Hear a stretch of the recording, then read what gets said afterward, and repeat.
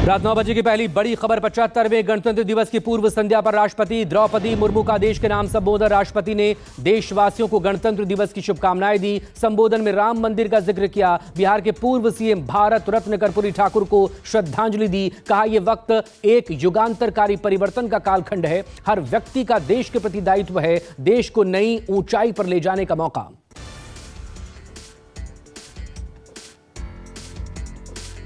दूसरी बड़ी खबर। बिहार में बड़ी सियासी हलचल। बीजेपी ने सभी विधायकों को पटना बुलाया। सम्राट चौधरी दिल्ली रवाना हुए। सीएम नीतीश के भी सभी कार्यक्रम रद्द। अगले 48 घंटे में बड़े सियासी उलटफेर की संभावना।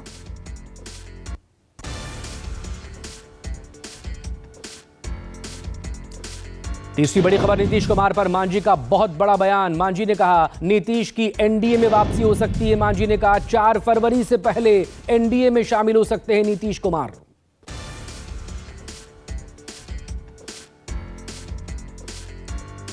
चौथी बड़ी खबर। बिहार में सियासी हलचल के बाद लालू की बेटी रोहिणी ने एक्स प्लेटफॉर्म से अपनी पोस्ट हटा ली। रोहिणी की पोस्ट को गठबंधन में फूट से जोड़ा जा रहा है। अगले 48 घंटे में बिहार में बड़े सियासी उलटफेर की संभावना। पांचवी बड़ी खबर। राहुल गांधी की रैली में शामिल नहीं होंगे बिहार के मुख्यमंत्री नीतीश कुमार। पूर्णिया में 30 जनवरी को होने वाली राहुल गांधी की भारत जोड़ो न्याय यात्रा।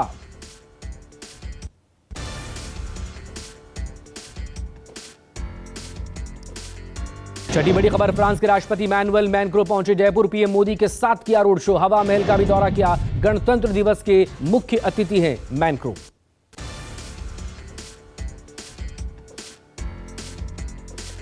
यूपी के बुलंदशहर पहुंचे पीएम मोदी ने यूपी को दी 19,000 करोड़ की सौगात। कहा, अब राष्ट्र प्रतिष्ठा को नई ऊंचाई देने का समय। 2047 तक बनाना है भारत को विकसित राष्ट्र।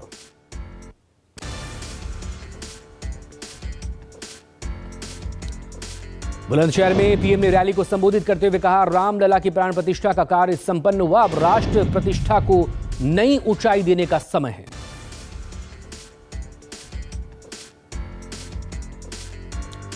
राष्ट्रीय मतदाता दिवस पर नए वोटरों को संबोधित करते हुए पीएम ने कहा, 18 से 25 साल की उम्र बेहद अहम। 25 साल देश और आपके लिए बेहद अहम। नए मतदाताओं को पीएम ने बधाई दी। पीएम ने कहा, आपका एक वोट भारत की तीसरी अर्थव्यवस्था बनाएगा।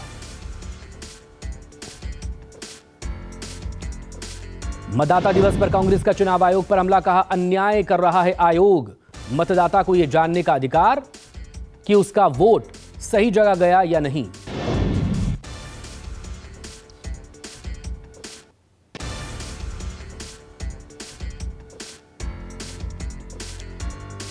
भारत जोड़ो न्याय यात्रा की पश्चिम बंगाल में एंट्री। राहुल गांधी ने कहा, बंगाल में हम आपकी बात सुनने आए हैं। देश में हो रहा है अन्याय। बीजेपी और आरएसएस देश में फैला रहे हैं नफरत।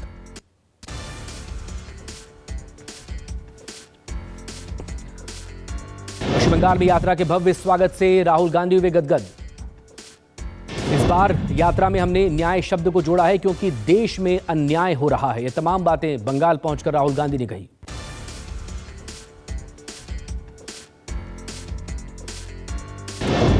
कर्नाटक के पूर्व सीएम जगदीश शेट्टार की 7 महीने बाद घर वापसी। जेपी नड्डा की मौजूदगी में बीजेपी में दोबारा शामिल हुए शेट्टार। कर्नाटक विधानसभा चुनावों के दौरान टिकट नहीं मिलने पर कांग्रेस का हाथ थाम लिया था। मनोज जरांगे का विरोध मार्च पहुंचा लोनावला। जरांगे को मनाने की कोशिशें नाकाम। रीजनल कमिश्नर मधुकर अरदड़ जरांगे से मिलने पहुंचे थे।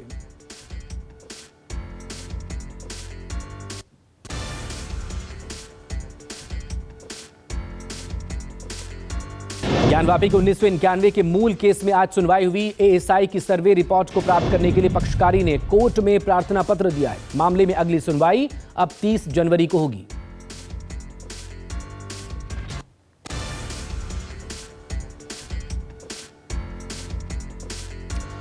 जम्मू में ई बसें चलने का इंतजार होगा खत्म। गृह मंत्री अमित शाह जम्मू को 100 ई बसों की सौगात देंगे। उपराज्यपाल की मौजूदगी में गृह मंत्री ऑनलाइन दिखाएंगे हरी झंडी। समूचा उत्तर भारत कड़ाके की ठंड की चपेट में। मौसम विभाग ने शीतलहर के चलते 25 से 27 जनवरी के लिए ऑरेंज अलर्ट जारी किया। रेल और हवाई यातायात पर भी मौसम का असर।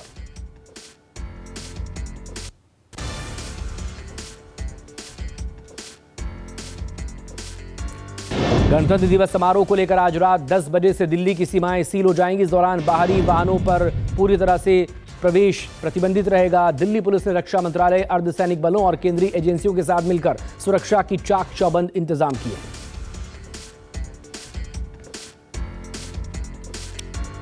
26 जनवरी की सुरक्षा के मद्देनजर नई दिल्ली को 28 जोन में बांटा गया। हर जोन की कमान एक डीसीपी को सौंपी गई। कर्तव्य पथ पर 14,000 और नई दिल्ली जिले में 8,000 जवान तैनात रहेंगे। सुरक्षा के लिए एडवांस टेक्नोलॉजी का इस्तेमाल।